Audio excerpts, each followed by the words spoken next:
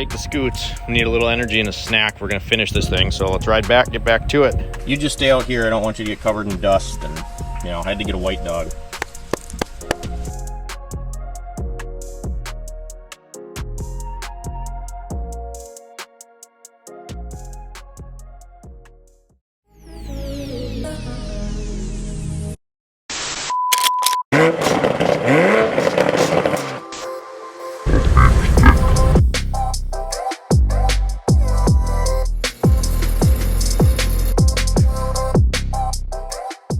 Alright guys, welcome back. So we got the Mountaineer inside the shop here. You can see that. I promise you this is my cleanest cutoff I have. It's just a garage shirt, so it's washed, just really stained up. So we got the Mountaineer in the shop, and the plan today, and I'm really not looking forward to this because there's a lot of steps, there's a lot that's going to go into this to make it turn out the way that we want. We're in our old man's garage. They're gone for the weekend, so we're taking over. We're going to be applying MONSTALINER to the Mountaineer. So we're going to be going down that body line right there, all the way down there, do the front bumper here. So let's jump into it and get started.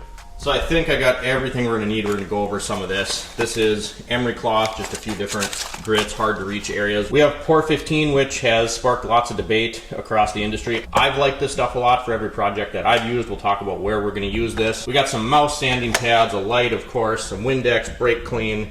Over here we got sandpaper, a block. Here's our little mouse sander, oscillating sander. Steel wool, we got some Brillo pads, isopropyl alcohol, a nylon wheel, a wire wheel. This is going to be for the front bumper. This is some adhesion promoter, impact, stuff like that. And then over here, this is going to be for tomorrow when we coat. So today, we're just going to prep everything, and then we got some tap cloths, little sponges. In here is extra rollers. These are our rubber plugs for the rocker panels. Down in this box here is going to be our MONSTALINER roll-on kit. So we'll get this opened up tomorrow. Today, we're working on prepping everything.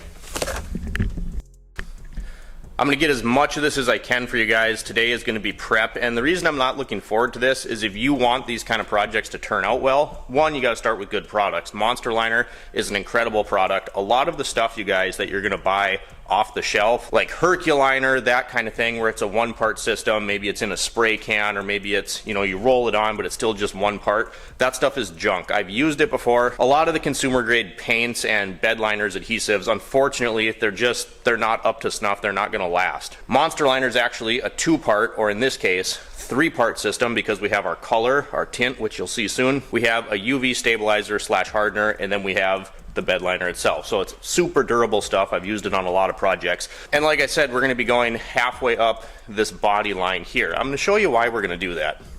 So if you look right here, we appear to have had a rock chip, still really solid under the paint, but there's one there and there's one right here. So yeah, that's not good. I'll get through this really quick for those of you that are new, but the reason we're doing this, I picked up this Mountaineer from Utah about 3 years ago, and it was essentially rust-free. It did have the old grandpa side steps on it. We ended up fixing one of the rockers because there were a bunch of rotted leaves behind it, so we cut that out, welded it in, and there was no other rust, I'm serious, no other rust like on the truck or underneath it, anything. Clean all-wheel drive 5.0 example of Explorer Mountaineer from Utah. So then when these little rock chips showed up, they started getting bigger over the last winter, obviously, and I was like, I want to fix that before they go through, and I need a door. So the only way to really do that would be, you know, to have a big ugly spot if you didn't paint match the door. So we're going to use that MONSTALINER, fix that rust spot, and then we're going to go all the way across the bottom of the vehicle. I think the first thing I'm going to do is set you guys up, take this front bumper off. It's on the same plane as that body line on the vehicle, so we're going to be coating that as well. I think it's a 19.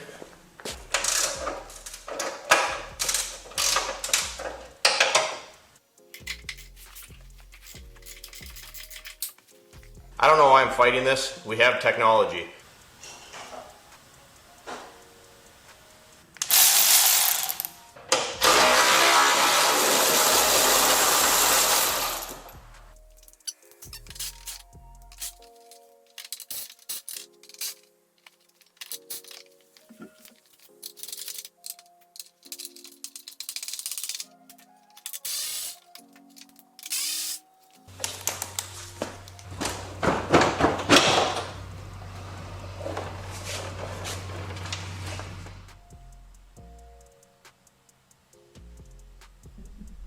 Front bumper is off. You can see the fluid film and we got a little bit of blood somewhere. But anyway, you guys, that wasn't too hard to take off. This though, that though right there, that kind of makes me want like a pre-runner. We're not going to talk about that right now. We do have to address one other thing over here on the bumper though. So front bumper's off. If you have one of these second gen Explorers, Mountaineers, it's literally two 19 mil nuts there, two there, and then disconnect your fog light, stuff like that. So one issue that I forgot about is with the 32-inch tires on there, you can see where we're rubbing a little bit. This bracket goes up in here, and anytime I turn on full lock, going in reverse is worse. Forward though, it still clearly rubs here on both sides. So we're going to take and cut this out. I'm going to try to angle it just a little bit down here before we paint this thing. That way we don't coat it and then chip away our coating. I don't have to listen to that anymore. So I'm going to figure out a way to tape this up so that we get a nice cut on both sides.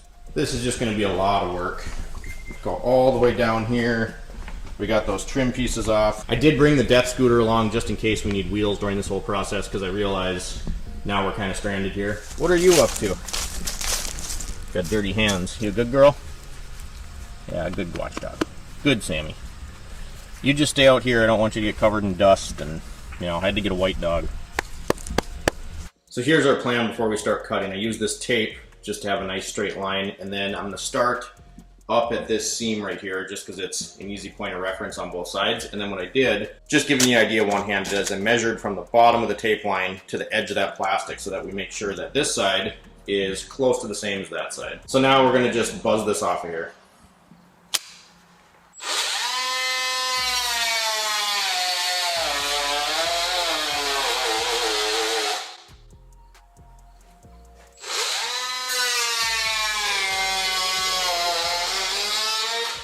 Right to the tape. I don't like this part.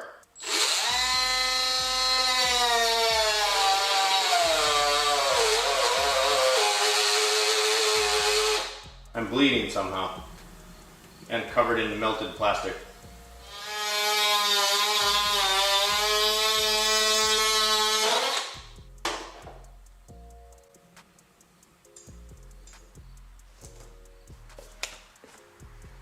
Alright, so bumper's off. We've kind of got our tape line figured out, just following that paint line there. Next thing we got to do is I'm going to go ahead and remove all these rubber plugs. You can see these plugs go all the way down the rocker. So this is where the grandpa running boards were installed here. So what we're going to do, pop these out, and then you can see where the fluid film kind of keeps seeping out. So we're going to have to scrub this down, get some degreaser on it, prep it really well. It's going to get sanded.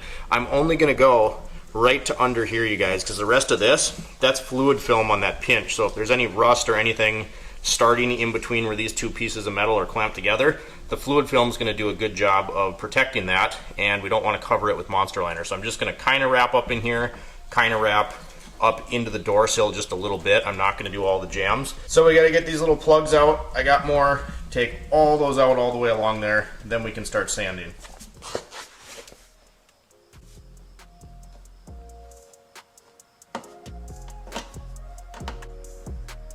They've gotten rock hard over the last few years, but that's okay. Oh my goodness. Oh, there goes one. This might take a minute.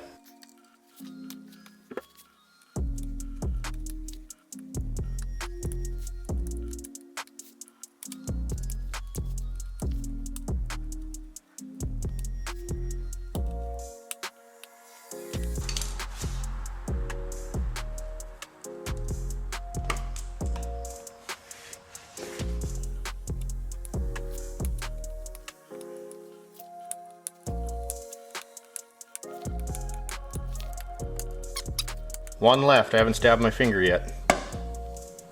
Didn't do it. Well, there is all of our rubber plugs. Alright, so skipping ahead a little bit here, I went ahead and sanded down the front bumper. We still have to check it. Figured you didn't want to see me sanding for 45 minutes. Let's flip you over really quick.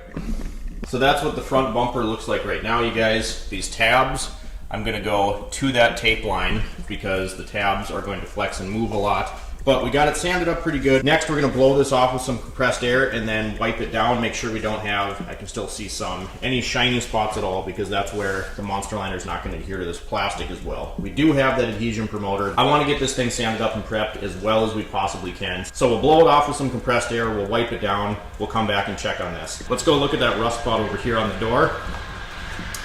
We got our tape line set up. We're just gonna grind this back, see what it looks like under here. Yes, a wire brush on a drill is really aggressive. This metal is still really solid underneath. I did the old tap test on it. The thing is, with the Monster Liner, there's a texture there, and we also have to coat this with the Por 15 first. So I'm not worried about the finish being exactly perfect. We're gonna hit it with this. It's probably gonna look a lot worse underneath than it looks right now. That's always how rust goes. I'll get this done and we'll take a peek.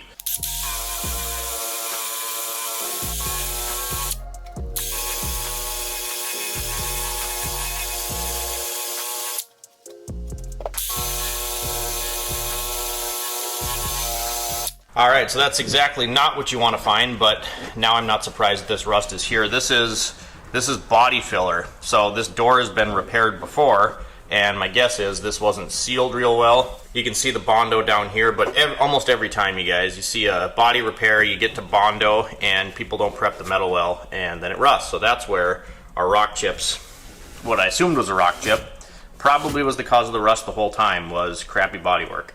Alright, so here's where we're at here. I'll try to get this to focus for you as best I can. Here were our two spots. I went after it with the wire wheel just to get the flaky stuff off. And underneath, you can tell that's still solid metal. You can see where the rust compromised it there. It's relatively smooth, but here's what I'm concerned about, you guys. Like I said, so this door obviously had been repainted, I'm assuming, when the vehicle was relatively new, because it's faded, matches everything else really well. The paint was good, the Bondo job was actually decent, but you hate to see this. So this is the Bondo, this is clean steel here, this is bare metal, this is primer, and then obviously we have our paint. So what I'm most concerned about here, and I'm by no means a bodywork expert, but I know a thing or two, is this is obviously where the Bondo is going to leave a little edge, so I could re-Bondo it.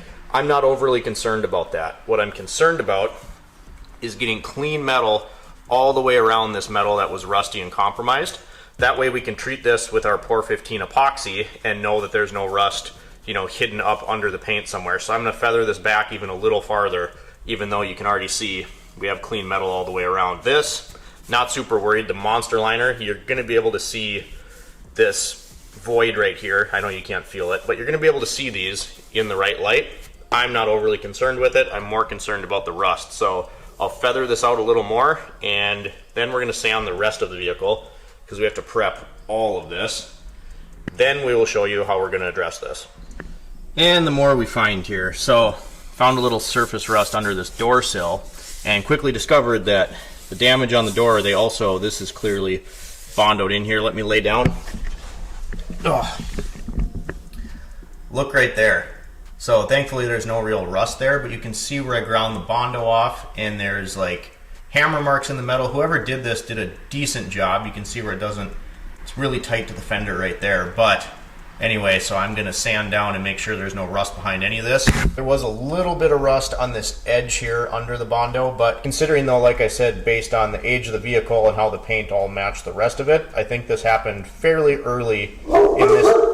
Sorry, dog went nuts. What I was saying was, I think, you know, based on the paint and everything else, that this happened fairly early on in this vehicle's life, and it's a 2000, it's 25 years old, there wasn't a ton of rust there, so I don't think it's anything to be overly concerned about. Alright, so we seem to have been visited by the ghost of you can't have anything nice. This back door has always had issues. I obviously hardly ever go back here, so didn't think about it, but I couldn't get it open. Had to take the panel apart from the inside and force that rod that pops the door latch to get back here. Ford does a lot of really stupid stuff. Check this out. So we got in here, and we're just going to leave this panel off for now. I had to get in here so I can sand up here. You can see where our fluid film has been doing its thing, so we have to clean this off. We skipped ahead just a little bit. You can see we're pretty much sanded and prepped. Didn't think you wanted to watch me sand for, 2 hours. But this is what Ford did to dump. This wire harness doesn't disconnect out of here. There's a screw up there and a screw on the bottom, and that's how you get it out. There's no quick connect there, so we got to get this off. Then we can take this panel out of our way. Just kind of dumb. Can't say I've ever seen that before. So you can see the contacts there. I got the screws there so I don't lose them. But that's how that connects the door switch. That's really odd. We're just gonna tuck this up out of our way, throw the panel in the back of the car. Take the scoots. We need a little energy and a snack. We're gonna finish this thing, so let's ride back, get back to it. So we're to the point now where everything is sanded. We're gonna get to the Pour 15 in just a minute. I went around and wiped all the dust off that I could with a dry rag. Next, what we're gonna do is we're gonna spray it all down with Windex. Sounds weird, I've been doing this for years. Windex is a great prep. So I'm gonna spray everything down, wipe it off, then I'm gonna go over everything again with some rubbing alcohol, wipe it off one more time. Tomorrow, when we're ready to actually apply the coating, we'll tack cloth everything off, wipe it down, make sure everything's clean, but I'm gonna go around right now, spray it, wipe it down, and then we'll go back through with some alcohol.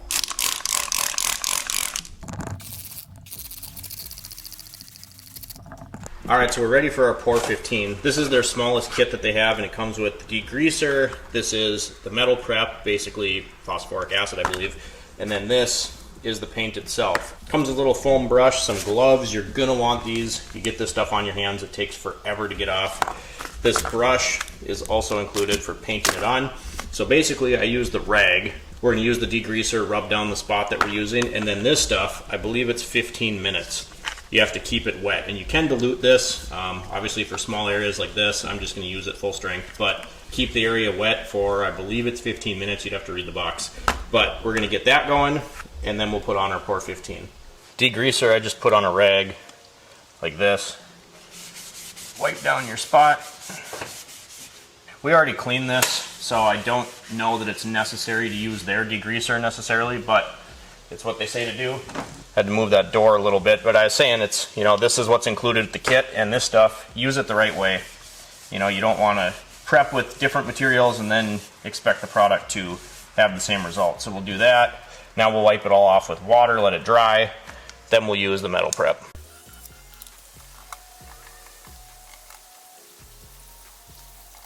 All right, so we're ready for the actual POR coating here. We applied the degreaser, the metal prep, followed the instructions on the can. Everything has to be dry, and be careful, you're gonna want a piece of cardboard out for this. Wear the gloves. We should actually put those on right now. You get this stuff on your skin, it's going to be there for a while. And definitely use your knife to open the can. That's what you're supposed to do. And you don't want to shake this can, you want to stir it. Don't ask me why, bubbles, whatever, but I've heard of that actually kind of compromising the coating. I'm just going to use the dowel end of our brush that we used for the degreaser. Give it a little stir. Get the bottom of the can.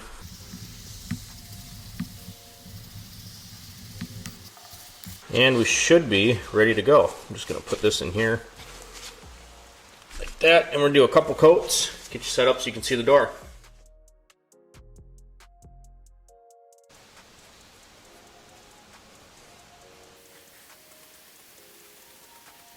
And this stuff does kind of self-level as it dries. Get this one here.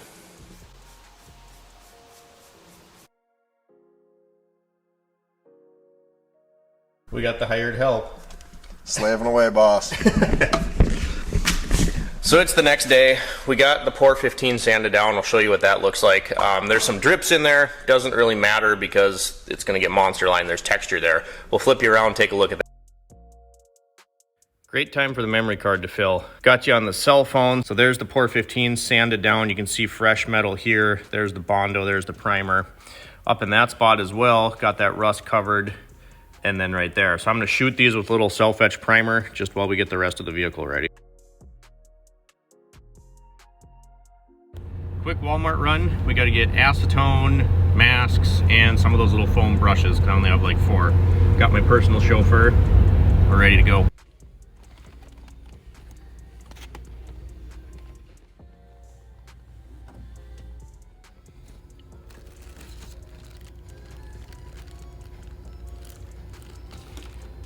All right, so we're getting ready to mix up the coating. I'll flip you around here, show you the supplies, show you the included instructions, which I'm not going to read for you word for word, but you need to follow very carefully. So these are the instructions. They'll tell you everything about recoating, how you're supposed to mix, all that good stuff. Just some examples here. There's a sticker we'll be putting on later, which is very important. This is everything the kit comes with. You get a stir stick, not my pocket knife, but paintbrush, a roller, a mixer, some gloves. I always order a few extra foam rollers because these do start to disintegrate as you use the product. So you're going to want to change these out as soon as you start seeing this stuff kind of come off, and it says that right in their website. I always order a couple. I believe the kit comes with 2. I got a couple more. Get a mixing tray. There is the bed liner itself. This is our tint, and that's going to be the catalyst. So there's a certain way you're supposed to mix this. The tint goes in here first. Then after you mix that, you're going to put it in this bucket and then add your catalyst.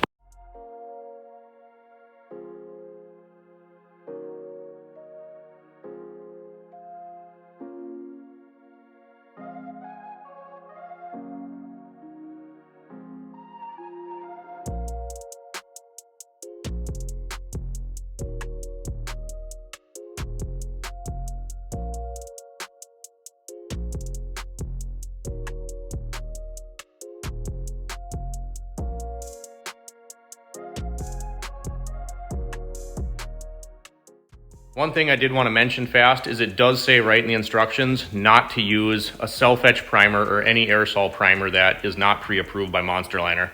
I'm going to tell you right now, I did use a little bit of self-etch primer over the 415 spots, a couple other bare metal spots, because you're also not supposed to apply it directly to bare metal. So it's not what you're supposed to do. I let it cure, I sanded it again. Everything's been tack cloths. So you guys are gonna learn with me. I don't think anything bad's gonna happen, but I guess we'll see. And if it does, I'll completely own that. I guess I've never primed anything that I've monster lined before. I think we may have like 10 years ago when we did my father's Land Cruiser, but beds and wheel arches, stuff like that, I've never had to. So again, do not do this, but we're gonna see if anything bad happens.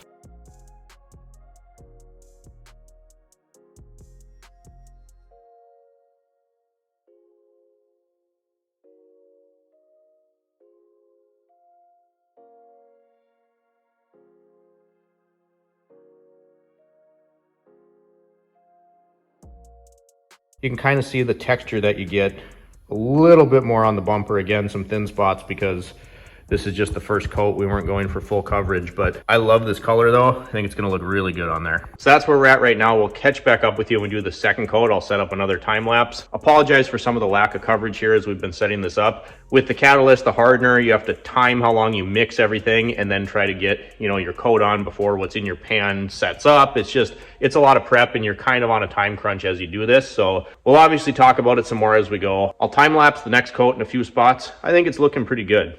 There's where we're at right now, guys. That's the first coat. I'll get up closer in a second here. All the way down.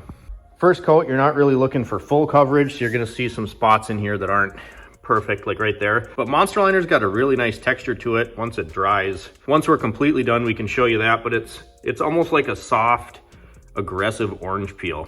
This is the remainder of our gallon, so I take a few capfuls of acetone, put it on top so you don't get that leathery skin. You'll have to mix it up really good. My plan is to do 3 coats. Over here again, just 1 coat. There is the front bumper.